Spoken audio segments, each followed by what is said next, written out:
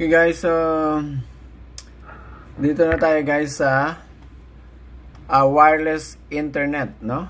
Under Setup Wizard wireless internet. Dito guys, anong nasa loob nitong wireless internet wizard? Wireless LAN, of course, naka-enable guys, wireless LAN. Again, itong mga camera natin, naka-wireless yan. So, check Wi-Fi name. Kung ano yung Wi-Fi mo, kung may Wi-Fi ka sa bahay mo, yun ang ilagay mo dito sa Wi-Fi name. Then, actually, lumalabas dito guys sa other side. Yan. Madidetect niya kung anong Wi-Fi ang available sa area. But of course, hanapin mo yung Wi-Fi mo sa bahay or sa building kaya, no? Yung ibang nadidetect niya sa kapitbahay yan, no? Kapitbahay ng mga Wi-Fi yan. So, of course, yung Wi-Fi natin is Worldline 8839C5. So, yun yung ilagay natin dyan guys. Worldline 8839C5. And password, of course, yan, password. Signal excellent, no? Channel B, channel 1, channel B. Gusto makita yung ano yung mga IP address, no? So configuring IP, yan, naka-automatic yan guys, or gusto mong i-manual. Kung alam mong gawin sa manual, then pwede mong i-manual. But again, kung hindi ka naman marunong mag-set up ng iba-ibang IP addresses, so i-auto mo na lang. Siya na lang bahala maglagay ng IP or mag-assign ng IP. So, since naka-auto yan guys, ang IP address niya is 192.168.1.143, meaning ito yung inassign niya na IP. This is class C, actually class C IP address. Yan, maybe tatakil natin later on ano yung mga IP na yan, no? But in the meantime, yun lang muna. This is class C 192.168.1.143. Again, hindi naman kailangan na ikaw ang mag-set up nito kung hindi mo alam itong mga IP. So, hayaan mo na naka-auto yan. So, pinapakita ko lang sa inyo kung ano yung nasa loob nito. IP address, gateway, you know, yung kumbaga gate ng gateway, gate ng internet mo, palabas pasok sa bahay mo, no? Ito yung gateway niya. So ang address niya is usually yan yung modem mo, modem router ng provider mo. So usually very common is 192.168.1.1. That's the default IP of gateway. Subnet mask, since class C nga, yan, 32550 yan. DNS, ano yung gateway mo, yun din yung DNS mo, yung domain name system, or the process is system, but the device is server, no? Domain name server ang nagmamanage ng DNS. So, ano yung gateway mo? Yun yung DNS mo. Okay? Then, okay. So, again, huwag nyo nang problemahin niya kung hindi mo naman kabisado, no? Pinapakita ko lang view details. So, ang pwede mo lang i-supply dito sa wireless internet niya, itong Wi-Fi name mo, password. Then, para pag nakapasok siya doon, nakakonect siya, then, matik na yon, no? Wi-Fi connection successful. Yan, nakita nyo? Wi-Fi connection successful. Okay, then ibig sabihin itong box natin is naka-connect na yan sa internet, no? Naka-Wi-Fi na yan. And so, same with the cameras, no? Naka-connect na rin yan sa Wi-Fi. Then, apply, next. Then dito naman sa part na to is network setup.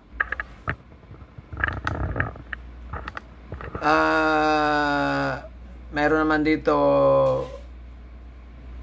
fast network, auto config, manual config.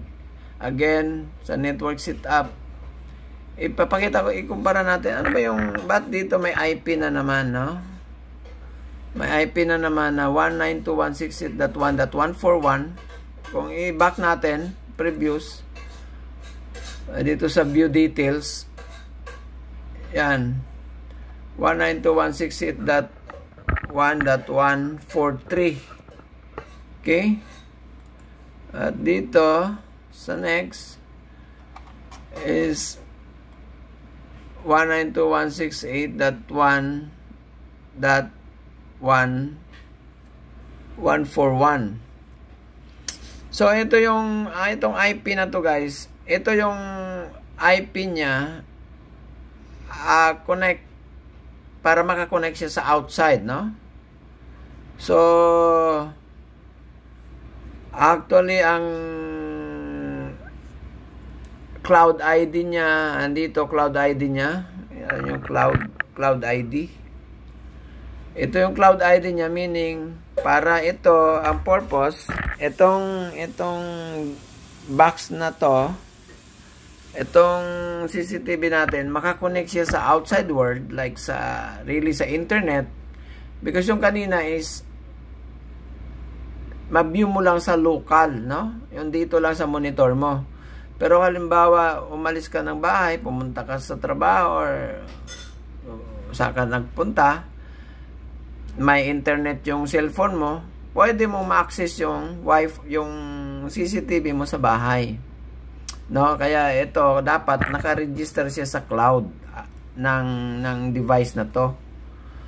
So, itong cloud ID niya, yan, kanina naka-offline yan, and ngayon naka-online na siya, no? Ibig sabihin nag-connect na siya. So, i-auto-config mo lang yan, auto-config. Okay, siya na bahala. Nakita nyo, naka-online na siya. Ibig sabihin, connected na siya sa internet, no? Sa World Wide Web, kumbaga, sa internet. Accessible na siya sa internet. Yan. Then, ito yung Cloud ID, no? Na ginagamit niya. Ito, default na yan. Then, naka-auto-config, no? Again, kung hindi mo naman alam paano i-set up yung mga IP, no? Auto-config mo na lang. Then, kung marunong ka dito sa manual yan, pwede ka mag-assign ng IP dito. I mean, nakalagay dito na DHCP, no? Hindi naka-check.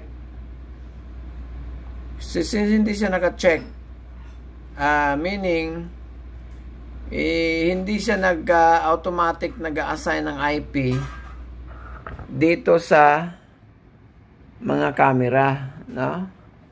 Sa 4 na camera, hindi siya nag-automatic nag-issue or nag-assign ng IP address. So, i-check mo 'yan. No, check mo 'yan. Then nakita nyo, yun pa rin yung gateway niya, 1.1, DNS 1.1. Ang web port niya, automatic na yan, naka-80 yan, no? That's a very common, no? Ang port 80. So, then, network status, healthy network. Then, itong sa baba is PPOA. Pag i-click mo yan, yung PPOA function, halimbawa yung internet mo, nag-subscribe ka sa PPOA, halimbawa yung mga P2P, no? Yan yung PPOA. Yung mga P2P internet, no? Diba, mayroon kang username dyan. Halimbawa, nag-subscribe ka sa isang P2P internet. mayroon kang username na binigay sa'yo ng provider, password. So, yun yung gagamitin mo dito pag naka-PPOA ka. So, since hindi man naka-PPOA ito, no? Kumbaga, normal na internet. So, hindi lang yan i-check. So, cancel lang yan. Okay, then, yun na yun, naka-check ang DHCP. Ibig sabihin, Dynamic Host Configuration Protocol. Siya yung mag-a-assign. Itong box, mag-a-assign ng automatic IP dito sa mga camera na naka-connect sa kanya. That's DHCP. So, siya na yung magbabato ng IP para magkaroon sila ng connection ng isang network, no? Itong mga cameras at saka itong box. Then, apply mo lang yan. Apply. Okay. Okay. Yan, again, naka-online siya sa cloud. Connected siya sa cloud, no? Yan, nakita nyo yan sa baba. Successfully connect to the internet, no? The next, itong storage manage. Next, na setup. Ito yung sinasabi natin sa loob na mayroon siyang storage device. So specifically SSD ang storage device niya. Mas mabilis yan kumpara sa HDD or yung hard disk drive. Ito is SSD, solid state drive, no? Faster than the HDD because this is purely electronics storage device. So nakita nyo, solid state. Yan, mabasa ba yan? Solid state, no? Kasi ang background niya is blue, parang purple. Black ay yung text niya, so kaya parang hindi mabasa. So solid state. Capacity niya is 931.5 GB or that's approximately 1 terabyte, no? Okay. Then kung mag-a-ask yan ng format, meaning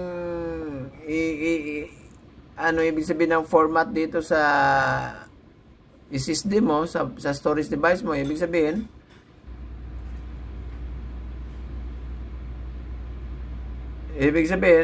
buburahin niya yung mga content noon at saka babaguhin niya, parang i-clean up niya, no? That's formatting. Lalagyan niya ng mga addresses para bang yung cabinet, no? Yung cabinet lilinisin niya, no? May mga address yan. Ibig sabihin every compartment sa cabinet may address yan para pag kuha ng mga data doon or pag read and write is malalaman kung saang compartment or kung pareho ba sa cabinet, no, na lalagyan mo ng label, halimbawa ano to, anong compartment ito, no, anong parang drawer, no, anong mga papers nakalagay, ganon, no, address. So para pag may hinahanap ka, madali mo makita. Ganon din dito sa storage device, no? May address yan. Yan ang ginagawa ng format. So, pag nag-ask ng format, ipo-format mo, i-check mo lang yan, format, then format, no? So, wag lang natin i-format kasi it takes time, no? Parang ilang minuto bago matapos yan. Okay, so, wag na lang natin i-format.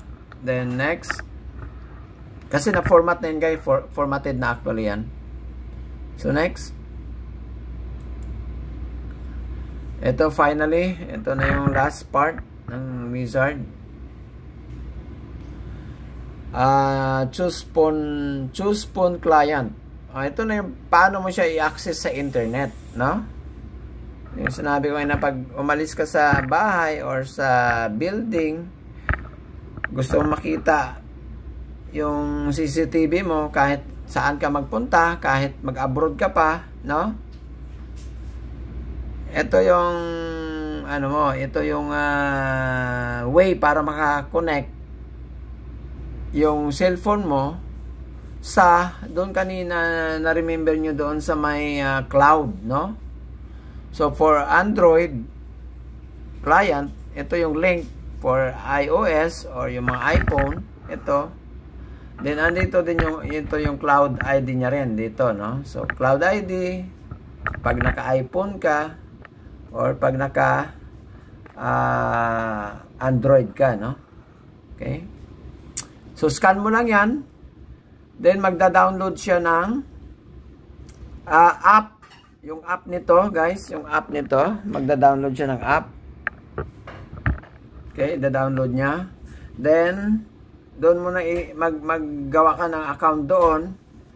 Then, pag natapos mo gawa ng account doon sa app na yon, then, bingo na, no? Through cloud, makikita mo na yung, sa app na yon, makikita mo na yung CCTV mo kahit saan ka. So, I'll show you. Okay? I will show you dito sa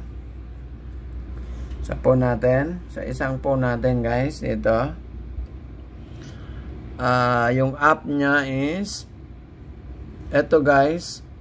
Ito, kita niyang Easy Cloud at saka yung IP Pro, no? Kahit saan dyan actually, no? Yung app na yan nakakonect siya dyan. Yung itong box nakakonect yan. Kasi kanina nakita nyo naman naka-online na siya dun sa cloud, no? Sa internet. So kahit saan dito na ito na yung pag in-scan mo tong barcode, ano itong QR code, magda-download siya ng ituturo kanya sa link ng app na yon. Then i-install mo, set up mo. Then pag na-install na, maggawa ka ng account doon. Then matik na 'yon kasi alam na ng itong yung pag naka-login ka na doon sa account mo, alam niya na kung saan i-connect through cloud yung ano mo, yung account mo na 'yon, no, na ginawa na para ma-access mo yung box mo through cloud. So, registered na yon actually. Automatic na yon. So, dito, kung this is Easy Cloud, Easy Cloud, tsura niya yan. Yan. So, ito yung app, no? Then group. So actually hindi pa ako nakagawa ako ng account dati pero nakalimutan ko kasi yung password. Tagal ko na kasi hindi nagamit. Ito rin sa IP Pro. Ganun din, group. Add group. Yan. So wala siya makita kasi yung nakalimutan ko na actually yung account ko, no? Gagawa na ako ng bagong account. So yun na, guys, no? Yan na. Then pag nagawa mo na yun, done. Yun na yun, no? Then actually marami pa dito. Nakita nyo, dami pa yan, you know? Dito tayo sa